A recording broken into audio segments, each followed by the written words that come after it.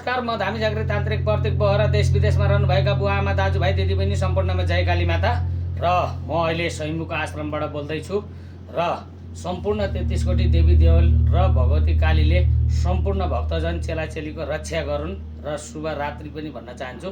र अब सन्ध्यकाल पनि सुरु भयो र कसैलाई छोप्ने बौलाउने कसैका देवी देवताहरू अलन्तरमा छन्, उतार्न सक्नु भएको छैन, वीरको मुठीमा परेका छन्। वीरले गर्दाखेरि वीरको विभिन्न किसिमको समस्याहरू हुन्छ। कतिका घर परिवारहरूमा कल झै झगडा हुन्छ, कतिका जग्गा बिजनेसमा बाधा अर्कटहरू वीरले ल्याउँछ है। त्यो चाहिँ कुनै जासु सतुरबाट चाहिँ चलाएको हुनसक्छ र त्यस्तो वीरहरूबाट समस्या हुनुहुन्छ। देवी देवताहरू उतार्न सक्नु भएको छैन, कुलहरू उतार्न सक्नु भएको छैन भनेदेखि कसैको घर परिवारहरू छुट्न लागेको छ र बिग्रिसकेको छ भनेदेखि धामी झाँक्री तान्त्रिक प्रतीक बोहरालाई सम्झिनु होला। र यो मेरो स्वयम्भूको आश्रम, एउटा आश्रम चाहिँ हाम्रो ठिमीमा छ र यहाँ छ। र यो आश्रमबाट तपाईँहरूलाई आजबाट हामीले हिजोसम्म चाहिँ अलि मौसम पनि जाडो पनि थियो, समस्याहरू धेरै कुराहरू थियो र व्यस्तताको कारणले गर्दा नभ्याएको पनि थियो। र आजबाट तपाईँहरूको काम हामी इमान्दारीपूर्वकले गर्नेछौँ र धामी झाँक्री तान्त्रिक प्रतीक बोहरालाई सम्झिन सक्नुहुनेछ।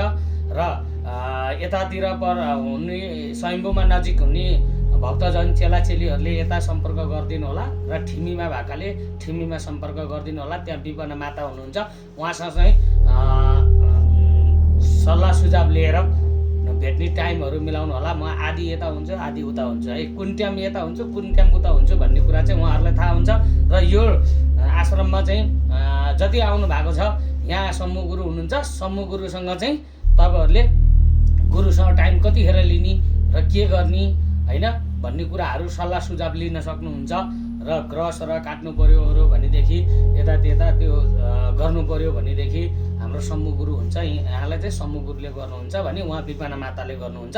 र अरू अब मलाई नै भेटेर गराउने चाहना भएका सम्पूर्ण चेलाचेली भक्तजनहरू पनि हुनुहुन्छ होला र उहाँहरूलाई यहाँ आएर टाइम लिइदिनु होला, किनभने यहाँ मेरो टाइम त्यति मिलिराखेको हुँदैन।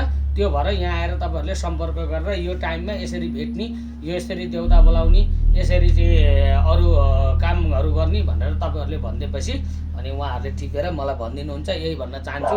र सम्पूर्ण चेलाचेली भक्तजन देश विदेशमा रहनुभएका बुवा आमा दाजुभाइ दिदीबहिनी सम्पूर्णमा जय काली माता र शुभरात्रि भनेर आजको सन्ध्यकाल विसर्जन गर्न चाहन्छु। जय काली माता।